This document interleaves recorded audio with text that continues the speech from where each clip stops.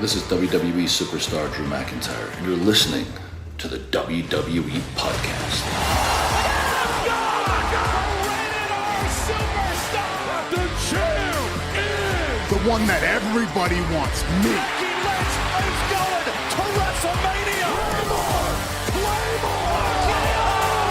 Austin 316 says I just whipped your ass. This is my iron. You're going to acknowledge me. Well, the WWE Draft Night 1 has concluded, and we know now who will be on Raw, who will be on SmackDown, at least for half of the roster. A draft that I have to be honest, if this were to be believed that it's a real draft, makes no sense at all from a pick perspective. I mean, you have LA Knight going in the third round. You have Carmelo Hayes in the second round, the third overall pick. You have Bianca Belair, the overall number one pick.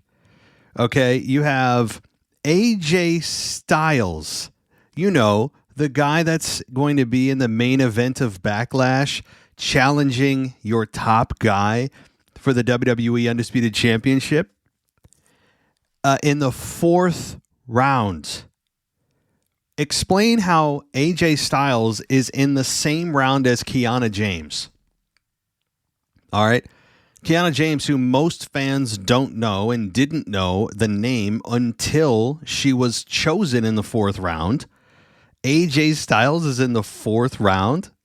And by the way, Kiana James, if you haven't seen her before, she essentially is just a girl boss gimmick.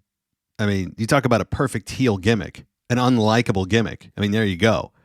You talk about like feminism wrapped into a gimmick. Kiana James is it. So she's a heel right off the bat, and I think a very good heel. And now that I've angered all the feminists who listen to this, it is what it is. She's just a very unlikable person when it comes to her gimmick. But that's not my point. My point is that this draft is a farce.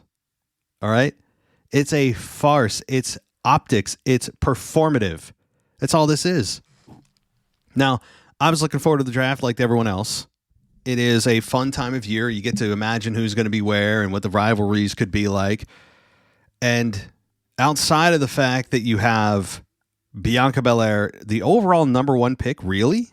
And also, how has Roman Reigns just decided that he is ineligible for the draft? How does that happen? How does Roman Reigns just decide that? You can't just decide that, but okay, fine. We'll go with it.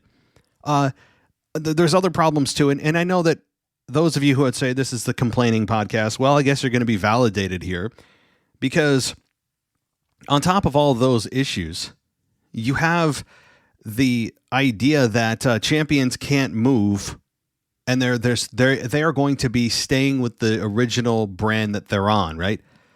Well, if that's the case, then Cody Rhodes should be on Raw, not SmackDown.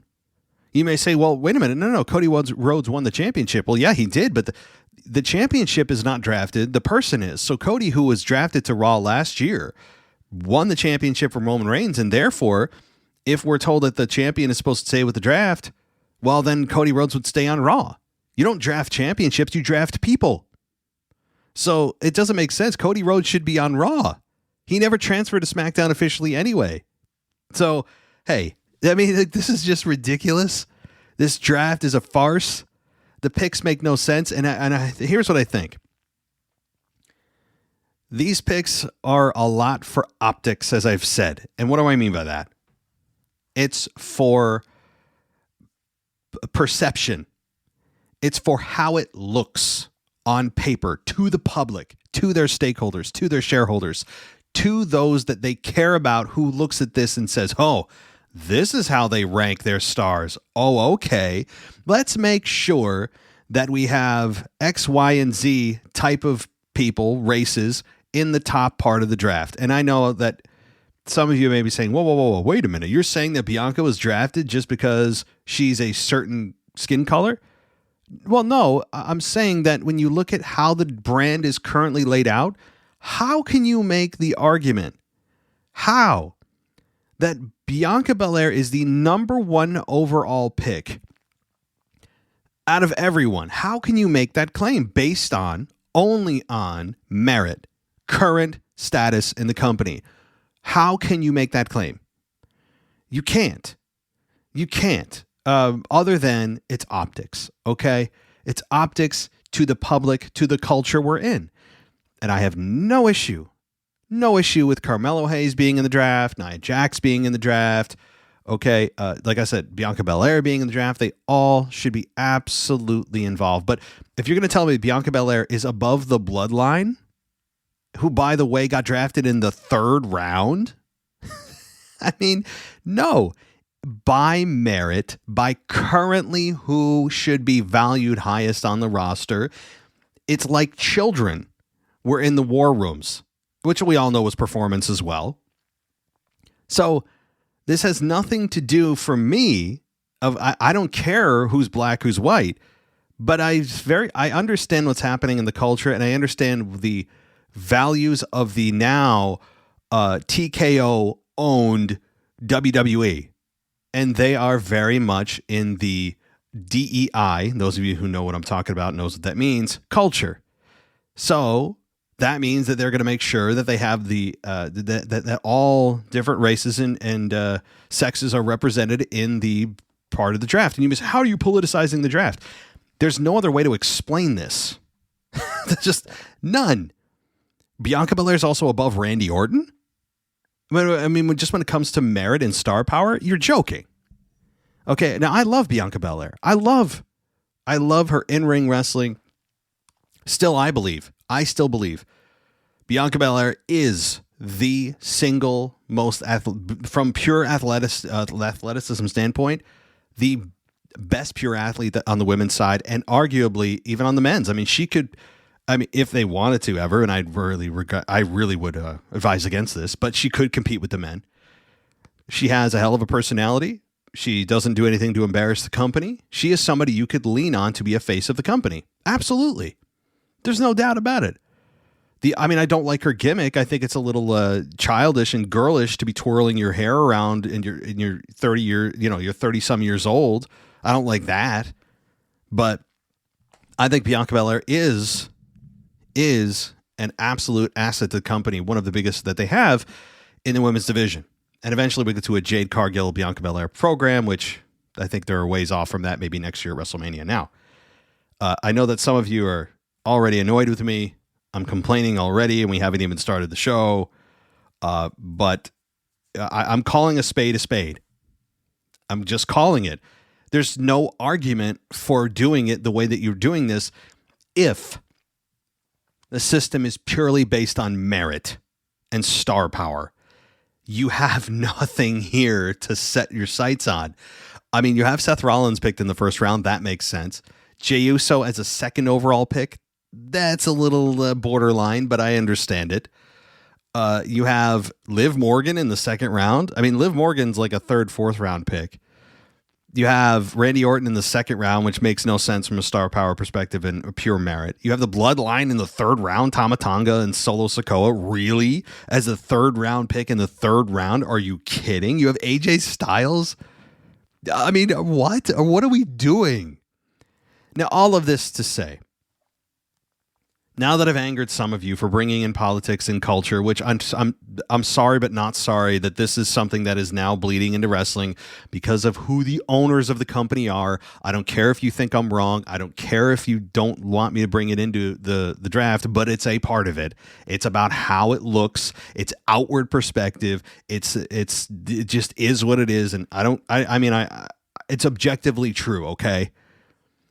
But all that to say, put all that aside. Since it's all performance and it's all just optics and it's all those little fancy words, right? None of this really matters at the end of the day in terms of who's picked when. They tried to line it up with the NFL draft, catch the wave, ride the wave of the draft season, which, by the way, I have I have zero intelligence when it comes to the NFL draft. Anybody that wants to talk to me about the NFL draft, who went where and why, I have no damn clue. I have zero intelligence when it comes to the NFL in terms of especially the draft. I have no idea. Okay? Zero And nor do I have any interest in it either. So the reason I say that is not to just give you my lack of intelligence and introspective into what I don't know about the NFL, but also direct you to someone that does. And that is Football Function, hosted by our own Michael Ritter, who does the SmackDown reviews. You want some fun and insight and intelligent conversation when it comes to football, especially the draft, hit up Michael Ritter's podcast. It's the Football Function podcast. Now, after all my little mini anger rants and my just objective truth about what this draft is now, which is all just eyewash, is the fact that it doesn't really matter. It doesn't matter who's picked when. Outside of the after a couple of weeks go by and they take the graphic off the screen of first overall pick or first round pick or whatever, that's going to go away quickly. And you know why this doesn't matter? Because ultimately what they do on the brand matters. Fans aren't going to remember in even a couple of weeks who was drafted in what round. Okay? Fans aren't going to care after the next week or so. Because it matters what you do and the programs you're in and the matches you put on ultimately. So, with all of my just complete distaste for how they conduct the draft now and the common sense that is lacking here, okay, there is no common sense when it comes to how the people were chosen here. That is very clear that it's all just how would the public perceive this if it was a real draft, and let's make sure that our picks align with what our political views are. So let's make sure we do that. Okay, check. Again, none of it matters because you're going to have what really matters coming up next, which is the rest of the damn year and what these people do the rest of the year. Okay? So I just want to be very clear about that right off the bat. And I know I've pissed off some of you right now already. I don't know what to tell you. Okay? I know you have no other shows probably talking about this. No other shows bringing in what is true here. I know that sometimes truth makes people angry or annoyed. It is what it is. It's just true. All right. This isn't my opinion because you cannot give me another reason for all of this happening. And don't tell me, well, they look at the future of the company. Oh, really? Is Seth Rollins the future of the company and picked in round one? Is Randy Orton the future? No, he's not. They're not. All right. What also was confusing to me outside of the political agenda here, which was very clear, the very much how does this look to our stakeholders view, it was LA Knight staying on SmackDown, Randy Orton staying on SmackDown, AJ Styles staying on SmackDown, Bianca Belair staying on SmackDown, the Bloodline staying on SmackDown, and probably Roman Reigns as well eventually. Jey Uso staying on Raw, Seth Rollins staying on Raw, Liv Morgan staying on Raw, Ricochet staying on Raw, Sheamus staying on Raw, Alpha Academy staying on Raw. What changed exactly? What changed? This is outside again, out of the take the rounds away and all the nonsense that makes no sense if this was a real draft. Take all that away and just look at the drafts themselves, regardless of who was picked when. This draft, night one, what changed? Braun Breaker going to Raw? I mean, wasn't he kind of floating anyway? Or wasn't Braun Breaker a part of SmackDown? So maybe he's the one change. Kiana James didn't have a home yet, so she's on Raw. Sheamus, again, nothing changed. Okay, Nia Jax, maybe, right? Maybe Nia Jax going to SmackDown. She was the change. Andrade, I think, was a change. But there's no earth-shattering changes. I mean, why LA Knight is not on Raw is a weird, to me, a very strange choice. Now, they may look at this and say, no, he's staying on SmackDown. He's eventually going to feud with Roman again or feud with the Bloodline again. That's why we're going to keep him there. What also is very confusing to me is Seth Rollins and Roman Reigns are likely, although not confirmed because Roman was off the draft, because I think they want flexibility in where he goes and all that. Seth Rollins, if Roman's not going to Raw, they're not on the same brand again. So Roman and Seth are not on the draft or on the same brand for like the third year in a row. How does this happen? Seth Rollins and Roman Reigns, like, I understand maybe they're going to bring Roman back as a babyface, and that's why, but you could turn Seth heel. I'm not understanding this. You have essentially, after night one, the same people outside of a couple of small changes from Nia Jax and Braun Breaker going to Raw. But those aren't very significant. Let's be real. So you're looking at the same roster, so why even have the draft? And by the way, all this being said, if they're going to run this as Vince McMahon has, and they've shown it that they're not going to really abide by too many of the rules, or at least the integrity of what the draft should mean and who should go where, and you can't just go over to the other brand without reason and without permission, they're going to violate these rules as they see fit, because they've told us and shown us in the past for years on end that they have no respect for their own rules. So I'm going to give it, what's the over-under? Give me the over-under, because these drafts, I believe these rosters go into effect May 6th. Is that a Monday? Is it May 6th? Something like that. So I think it is. I think it's Monday Night Raw, May 6th. So that means after May 6th, guys, what's the over-under? Maybe not even on the number of weeks, the number of days that they get until they violate their own rules and somebody comes over and, they're not supposed to be here, or they don't even acknowledge that they're there. That's the one thing I hope Triple H maybe does in this round here, but I don't know if I have much faith, because Triple H has been in charge for some time now and has really not given a damn about the draft. So, hey, I know I'm complaining about it, but it's deserving of criticism. I'm not going to sit here and pretend that these aren't big, significant problems. Okay? Now, outside of that on SmackDown, you got some nice returns for cameo appearances for a night. Teddy Long was always fun to see. JBL there in person. You had Tori Wilson and Michelle McCool there. Undertaker chants. Teddy Long, yes, got the third round wrong. Like he said something wrong. Who cares? You also, what were the other? Dudley Boys. Dudley Boys were there, so that was cool to see. Anytime they're reunited, it is kind of a cool moment. Although I disagree a lot with Bully Ray on Busted Open Radio. There's not a lot I agree with him on per se, but not nearly as much as Dave LaGreca. Okay, so Dave LaGreca on there is it's unbelievable how he has that show, I have to say. All right. But anyway, I'm not going to hit other podcasts. They're very successful, and kudos to them. So, this draft pool for the first night, it just was very, very, very perplexing. Now, that all to say, guys, welcome to the WWE podcast. If you're still here and you're not angry with me, and I don't have, I'm not speaking to a crowd of zero after my truth speaking. Okay, that's just what it is. It's just laying down some truth that no one else is talking about, and they're just analyzing the draft and going, oh, well, so-and-so's here and there, and it wasn't too much of a draft.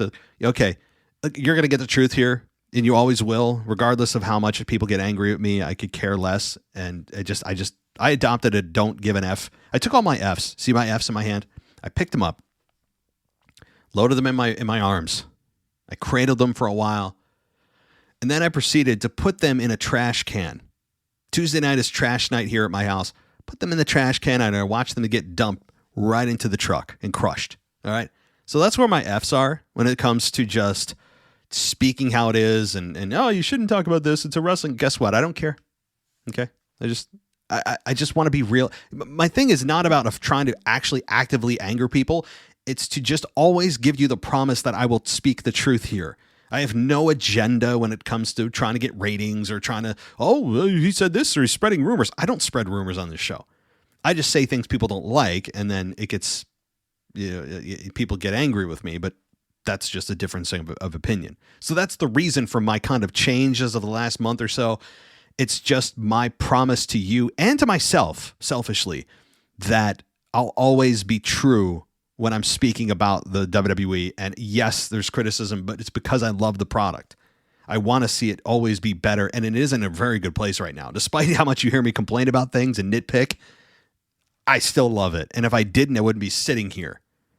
Okay, so I want to be very clear about that. When people think, oh, it's the criticism podcast. Yeah, well, okay, if that's how you view it, I mean, cool. Thanks for the rating and thanks for the review. Still helps me, you know. Although I have dropped to a 3.9 out of 5 stars on Apple. So, I mean, I'm very, very offended by that. You know, maybe I'll cancel the podcast over that. So if you guys don't mind, you know, maybe give me a more 5-star ratings so my feelings aren't as hurt. Okay. If you can sense the sarcasm, you're on your way here. All right. So beyond the draft, we got Cody Rhodes and Carmelo Hayes. Really good match. Puts Carmelo Hayes on the map. He gets a good pop. Feels like he belongs. Cody Rhodes obviously gets the victory, though, and hits the crossroads for the victory. So it's a way to just kind of get Carmelo Hayes in the minds of fans. You knew he wasn't going to win here. It's a matter of just getting him on the map, and I think they did a good job of it. If you didn't already know who or what he is, now you're like, oh, okay, that's Carmelo Hayes. Oh, okay. So you're starting to become familiar, at least with the name. So that's really the goal here, and I think they accomplished that goal. Again, Cody Rhodes and the contract signing with AJ Styles, it was very much a mutually respectful contract signing. Even with AJ Styles playing the heel, it wasn't disrespectful in any capacity. They were very much agreeing that they have kind of driven the same road, been on the same path to their destination. They had to prove themselves outside of WWE, and they did that. And no fists were thrown, nor do I think any needed to be. AJ Styles' new music, I think, is a good thing. It throws a new fresh coat of paint on him. I like that. You know, it was a very frank conversation. One that, of course, because we can't have it now without it, a Dusty mention. Guys, even those of you that are the most adamant Cody fans, those of you that love Cody, hate everything I have to say about Cody Rhodes, those of you, and I know there's many of you, let me speak to you. I'm asking you this genuinely. Would you like to see a Cody program that does not involve the words Dusty Rhodes in it? I'm asking for a friend, because how many times, if not every single time, maybe outside of the Brock Lesnar feud with Cody Rhodes, do we need to see and hear Dusty Rhodes being brought in directly, indirectly in a Cody Rhodes program? For all the talk we hear about Cody paving his own path, all the talk we hear about Cody is, you know, standing in the shadow of his dad, but now Cody is the one who's driving the family forward. He's the one that's in charge. He's the captain of the ship. How can you stand outside of your dad's shadow and say you want to pave your own path when the name is constantly mentioned? It's almost like every program is about Dusty Rhodes. How many times do we have to go back to the well to try to pull on the emotional ties of the fans for his daddy died? Even those of you that love Cody, please tell me you're tired of this. Please tell me we want Cody and his character alone to stand on its own, solely without the crutch of his daddy's death. Can we please, and I'm speaking from, of course, a fan that is not a fan of the Cody Rhodes babyface character, but still very understanding and respectful of why he's very successful, and I get it. But I just want to see Cody involved in a program that doesn't have to do with dad. It's been 2 effing years now since he's been back. Since WrestleMania 38. And we're still bringing him into everything that's being talked about with Cody. It's not mentioned ad nauseum all the time in every single promo, but it's enough where it's just like, can we get a different strategy, a different formula for Cody Rhodes here? I don't know. I'm done with it. I'm done with it. Again, I'm asking the Cody Rhodes fans here. Are you sick of it yet? Or maybe you're still loving it. Maybe you still find value in bringing his daddy into every program. Maybe you do.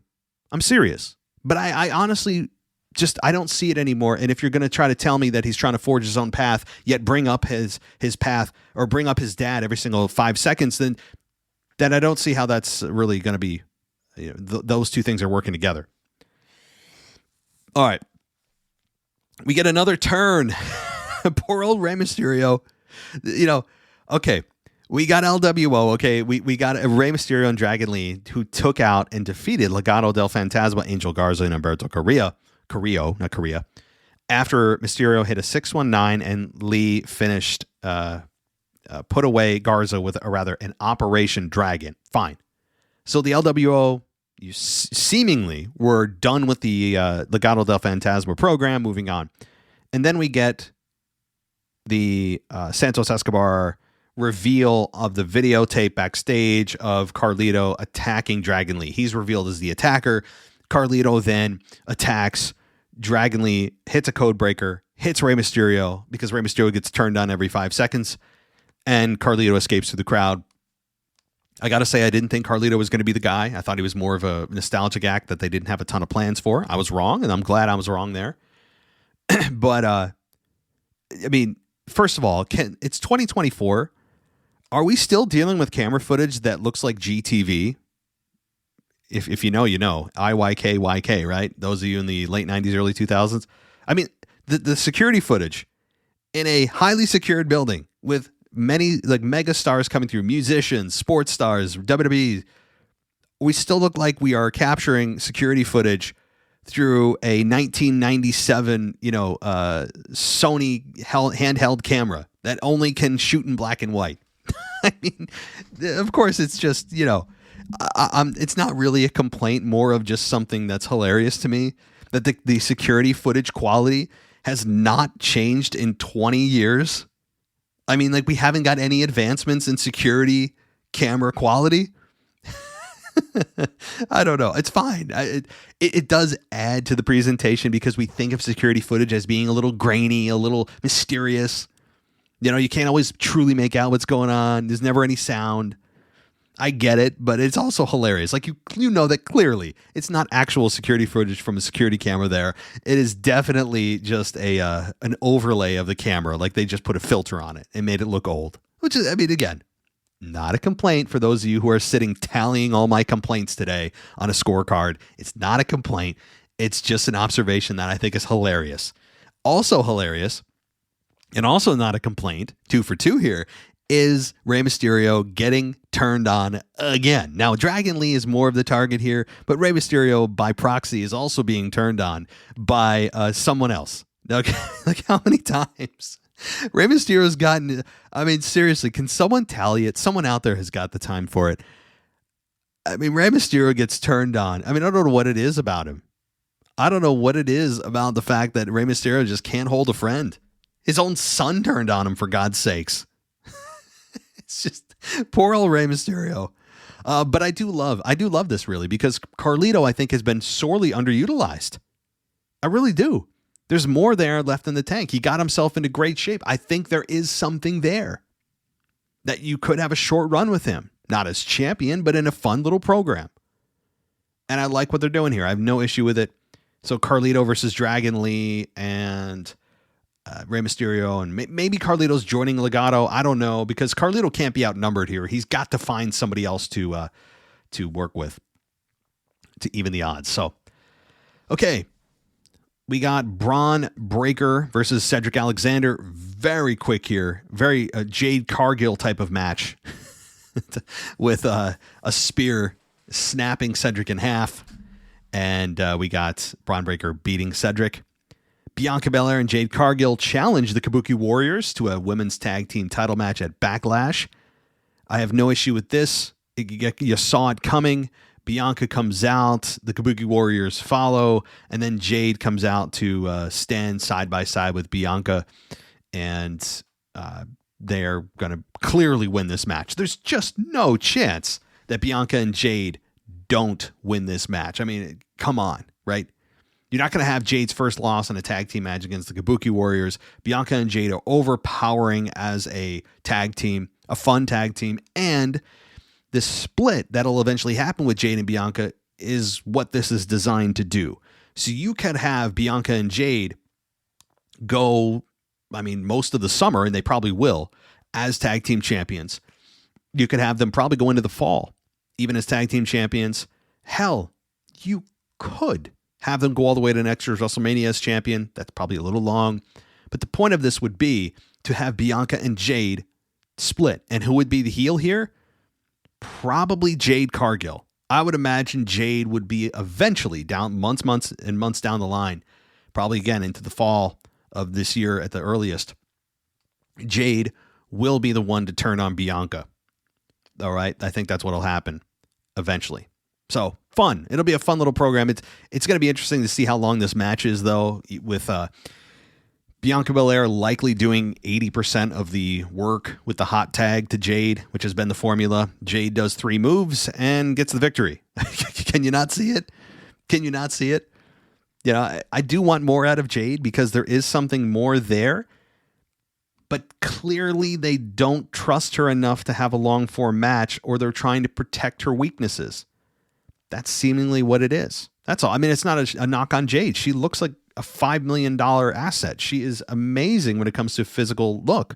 Now, and I don't mean from the perspective of a male, like, oh my God, I'm so attracted to her. It's more of just pure athletic, Michelangelo type of superstar. Like, that is how you would craft a star. She is exactly from that mold. She looks amazing. I mean, it's incredible.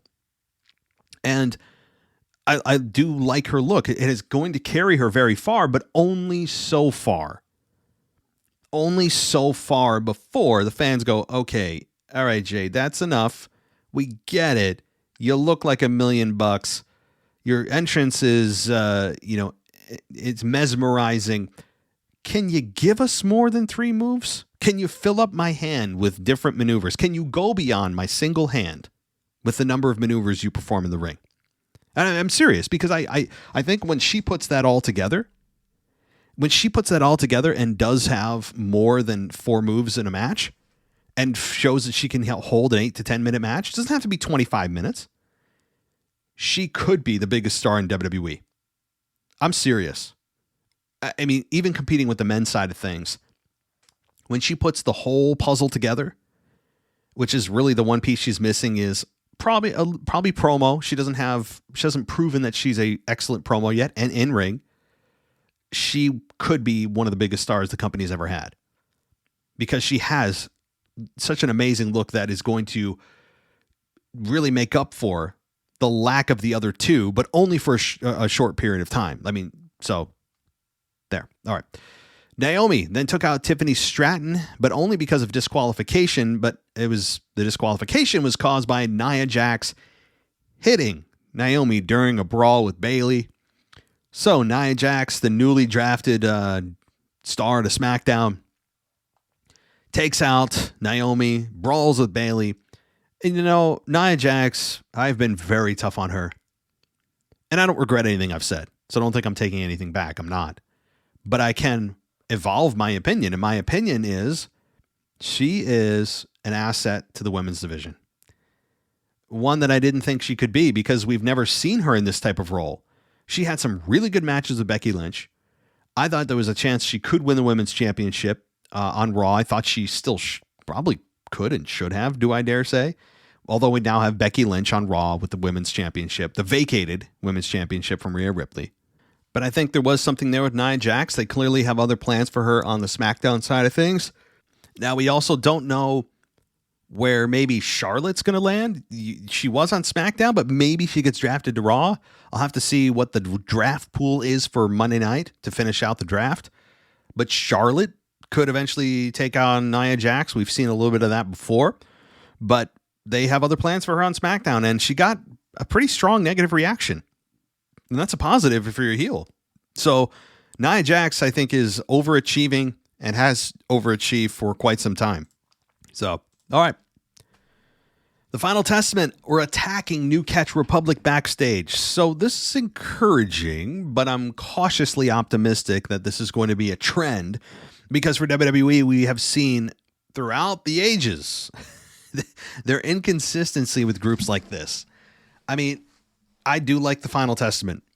And I think that there is something there that they haven't unlocked. Paul Ellering actually said something backstage for once, although it was kind of on the camera's mic, not really as a promo.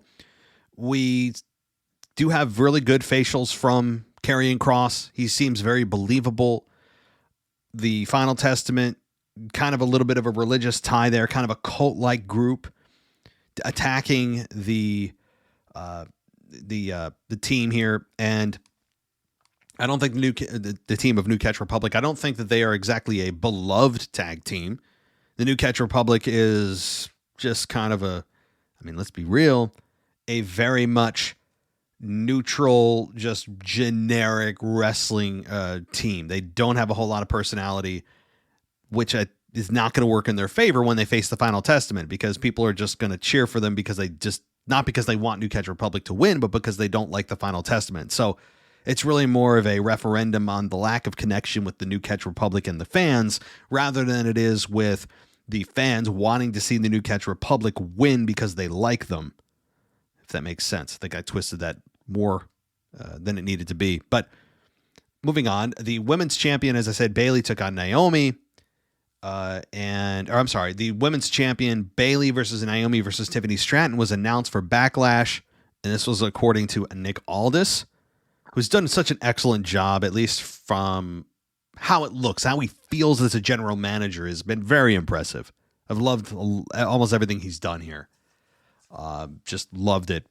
And, the only thing that doesn't make sense here is, of course, Tiffany Stratton getting in here and getting awarded a title shot by just, as we always say, attacking the champion.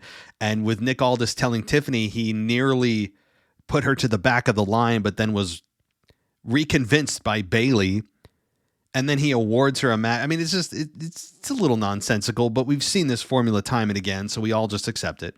And you know what? Tiffany Stratton involved in this match, she's the X factor here. She's the X factor. Is there any chance of Bayley losing? Probably not.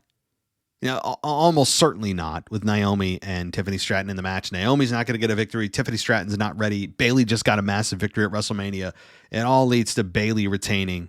There's just almost no chance that she loses the belt. And then, of course, we got Cody Rhodes and Carmelo Hayes in the main event. Now, Tama Tonga and Solo Sikoa were attacked as they arrived, speaking with Paul Heyman about the draft and how they said that they weren't drafted yet, and Roman Reigns had exempt himself from eligibility. I don't know how you do that exactly, but whatever, let's just accept it. And Paul Heyman saying that Roman Reigns is going to be out for the immediate future. I think those were exact words, or the near future, something like that. And he knows we're going to pick apart everything he says. I still think that we're slated for a SummerSlam return of Roman Reigns. Sometime maybe in July, maybe at Money in the Bank. I don't think we're going to see Roman for another month or two. It's going to be maybe a couple months. Okay, so it's the end of April. I'd say the end of June, early July, right in time for Money in the Bank, is when we have a Roman Reigns return. That's my guess. Massive babyface return. It's going to be so much fun. And you know what? It totally changes the narrative, turns the page of a Roman Rock rivalry with Roman as the babyface and Rock as the heel, which I still don't want, but I'll accept if we just get the damn match. And we have just the fact that we haven't even seen a babyface Roman in the tribal chief role yet, which is going to be so much fun. They're going to set the table perfectly. They're already setting the table in an awesome way with Tama Tonga, who has done, without even saying much, already immediately fits perfectly into that story. He looks like an assassin. He's got a great look. Solo with the stoic looks and the threats and constantly on edge and always having to walk on eggshells. You know he could explode at any moment. I love that.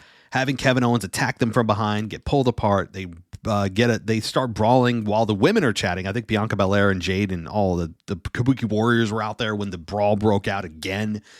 And we had Kevin Owens get beat down. Randy Orton comes out to make the save to a massive pop. Tries to go for the RKO on Solo. He didn't get it, which I really like. I think there's too many finishes being hit on heels generally, because it's more special when you get that finish get hit on a heel, because that's what you want to see, especially the RKO. So I like the delayed gratification. I'm a big fan of that. And so now we have a presumably a tag team match with Solo Sikoa and Tama Tonga versus Randy Orton and KO at Backlash. I think that's probably where they're going. We'll get confirmation, but I would imagine that's probably what it is. I don't think Roman's going to show up at Backlash, as I said, probably not until Money in the Bank. If they bring him back earlier, they might, but I would advise against it. The longer you wait, the more time that you have between WrestleMania and his return, the more anticipation you build, the more fans get to miss him. So that's what I want. And I know people are like, oh, Roman's not here. I wish he was here. All of a sudden we want Roman back and it feels like it's been gone. He's been gone so long. But that's essentially for the last year and a half of his title run is how he managed his title run. I mean, that's how he managed his appearances. So it's really, guys, just par for the course. It just feels like he's gone longer because we want him back now. Instead of going, yeah, here he comes. He's going to defeat so-and-so for the belt, retain the belt. It was more of just honestly a liability when he was there, or a kind of a downer when he was there, because of the fact that you knew he wasn't going to drop the belt until it was a big stage and a big moment. And all of this other stuff was just kind of for show. So anyway, I really enjoyed Raw, or rather SmackDown, as far as a lot of the wrestling went, the progression of storylines. As I've said at the beginning, and I went on a big tirade about it, to the dismay of probably a lot of listeners, the draft is a joke. It is a complete and utter joke. Not that the fact that we shouldn't have a draft or that we shouldn't have certain stars on certain brands. The draft format is successful if you implement it and keep to the rules. But the way that it's presented is a joke. So we'll get more inadvertent laughs this coming Monday with people who have no business being involved in the first round, being in the first round. It's all performance, guys. We got to look past, really just take the pick and who's picked where out of the equation and just look at this as, okay, who's on what brand? I think that way some of us won't be so angry about who's on what slot and why was this person picked above this person, all that, because ultimately it's just who's on what brand. That's all that matters.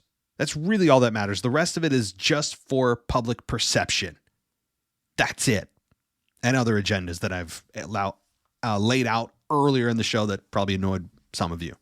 So now let's get to a little bit of Monday Night Raw, as we covered it a little bit here, touched on it. But on Raw, we got, as I said, the women's world champion Becky Lynch emerged from the Battle Royal. She's now women's world champion because of the injury, as we all know, to Rhea Ripley. So Becky Lynch is now champion, beating out Liv Morgan, who were the final two in the Battle Royal. Liv Morgan stays on Raw so she can continue to feud with Becky Lynch. Nia Jax, as I said, comes to SmackDown. I don't hate that move because she's kind of worked with everyone she can on Raw. Gunther returned, which was good to see. And he was very threatening to not just the Intercontinental Champion, but also others. He wasn't very specific on other championships, but he did allude to the fact that he could go after whoever he wants. And we got the explanation from Chad Gable. Oh my God, what did I just say? Chad Gable? Oh my gosh. Am I having a seizure? Or stroke, rather. I have to go back. I was going to cut that out of the audio so I didn't sound stupid. But I'm going to go back and listen to what the hell I just said. I think I just had a mini stroke. But my point, Chad Gable had a standout performance on Raw, berating his team while then trying to tell them that it's about him. So breaking them down, humiliating them, only to tell them that they need to repledge their allegiance to him. It's just evil stuff. I am all for it. Like, sign me up, friend. I mean, like, bring me there. I want to see more of this Chad. And I want to see how Otis and Maxine and Akira Tozawa all react as we move forward to, is somebody going to defect? Is someone going to align truly with Chad? Is someone going to really, really, truly pledge their allegiance to him while others defect? What's Otis, who's the biggest X factor here? What does he do? Does Maxine eventually have enough and kick him in the nuts? Yeah, all those things. because the abuse is going to continue, and it's going to become a point where, okay, guys, can somebody just take this dude out? You know, that's a good story to tell. So I don't need the turn coming Monday. I don't need Maxine and Otis and Akira turning on him all at once. I'm here for the slow burn, but I think that's where it's leading. That's the story they're telling here, is how much abuse, verbal abuse, maybe physical, can they take before they finally snap? And as far as Chad's performance, it's everything you could have wanted. Chad is a shining light on Monday Night Raw. So I really enjoyed that. No Seth Rollins, who has purportedly got knee surgery. So he's out for the foreseeable future. We got more Drew McIntyre and Sheamus interaction, as I was very high on Raw, the Raw review with his burger after burger after burger, which was just a brilliant promo by Drew. One of the most fun I've heard in a while. And that was very memorable. Again, with no Punk there, they're trying to do the best they can to keep him in the minds of fans until Punk's able to return in likely a couple of months. So that's fine with me. They're taking the long road on this one as well, which, man, I'll tell you, mid to late summer is going to be a very interesting time around WWE with all the returns. Charlotte, Seth, probably Brock, Punk, right? Rhea Ripley. There's going to be a lot of the mid to late summer is going to be an even more stacked roster than right now. With the return of Roman Reigns, return of The Rock. There's like 7 people right there that we have to look forward to. If you're looking at this going, I have the WrestleMania kind of blues. Well, things are going to ramp up towards the mid to late summer. July, August, look out. I think we're going to be right back into it. And then already talking about WrestleMania 41 and the setups that they can be planting the seeds for at SummerSlam this year. What are they doing now to kind of plant the seeds and water them for WrestleMania 41? And I think the big storylines are the ones we'll look to for that. The ones that, the bloodline stuff, the champion, the top belts. What are they doing? How are they setting the stage? You can start to look at that at WrestleMania, or I keep saying at SummerSlam. This is really the first place that I look at it, is SummerSlam, to see what they've planted towards WrestleMania, because there's many examples in the past of even under the Vince McMahon regime of them doing that, believe it or not. So this is going to be a fun summer, guys, especially with all the returns coming up, all the massive pops, the big babyface Roman return, presumably, and the World Tag Team Championships, we all know with Miz and R-Truth, and they are likely going to lose the belts. They'll probably be the one shocker at Backlash losing the belts, I would imagine, if they have a tag team title match. But Grayson Waller and Austin Theory are likely going to hold theirs for some time, even if they do have I believe next week, right? They have a tag team title match with the Street Profits. So I think that they are going to, let's be serious, retain.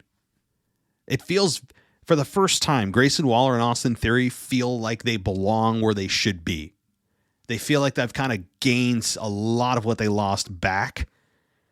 And they're not back. I don't think they're nearly as high as they're going to be in their careers, but at least they feel like they're in a place that isn't a dangerous place to be for their careers. It feels like they're in a good place right now. And I'm high on them, and I think they're going to hold the belts for quite some time too. Again, the one team that I don't think, and the one champions that are probably not going to hold their belts very long, R-Truth and The Miz. They are likely, that's my guess, going to be pretty short-term champions. So, well, that'll do it for my week in review. Hope everyone enjoyed it. I'll be back tomorrow with our current state of WWE with Anthony DeMarco. I know, guys, hey, listen, we have a whole bunch of voicemails. I understand that. If you send in your voicemail, I got to, here's the number. Here's the number I got to this week. 0. I got to none of them. I cranked out as many emails as I could, and I did not get to any of the voicemails. So what I may do is, for patrons only, I may get to a couple of them. I can't make any promises, but if I put any out, it'll be for patrons only. So if you are interested in joining Patreon and getting everything ad-free, now's a good time to do it.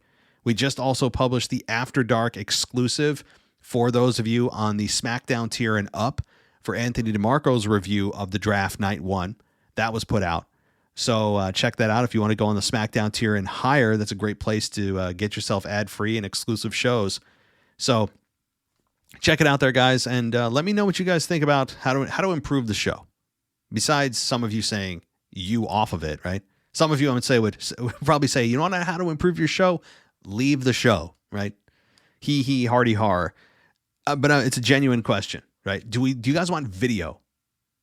Do you guys want more audio? Do you guys want more exclusive shows on Patreon? It all comes down to you taking more of my free time away from my life, which is really what it is. Because I would love to do more video. I really, honestly, truly would. And I've dabbled in it a little bit, but it's very time consuming, even more so than audio. But if it's what patrons want, we can likely figure something out. Okay. So if you're interested in how to maybe make the show better, besides you telling me to leave the show, tell me what that is. Different types of topics. We've published a couple of topics from the Wrestle Magic team over the last couple of days about contracts, recent releases, and the Dynamite Kid. There was a few episodes of that, or two episodes specifically that we released over the last couple of days for those of you who are interested in those kind of alternate topics. But let me know. I mean, I'm genuinely interested. And if you want to send me an email, I won't put it on the mailbag. Just put in the subject, not for the mailbag, so I know that you don't want me to read it. But I'm interested, okay? Because I think it's something that the show needs. Needs a little bit of a shake-up. Needs something a little bit extra. But before we go, I'm going to give a shout-out, all right? We have a new patron, and that new patron is James Rainville. So, James, thank you for joining the family, my friend. I hope you enjoy your ad-free experience and your exclusive access to the After Dark show that's published every single week, which is usually Friday, Saturday, Sunday. I'd say weekend time. Sometimes it's Friday, sometimes it's Saturday, sometimes it's early Sunday morning. It's all over, but it is the weekend time frame. So that's when the After Dark is published. But James, thank you for joining us, and thank you to all the patrons who continue to support the show. I'll be back tomorrow. Until then, talk to you next time. Thanks for listening to the WWE Podcast. Don't forget to subscribe on your favorite podcast app so you don't miss a show, or head to WWEpodcast.com. And for all of these shows ad-free, head over to patreon.com/WWE Podcast. Until then, we'll see you next time.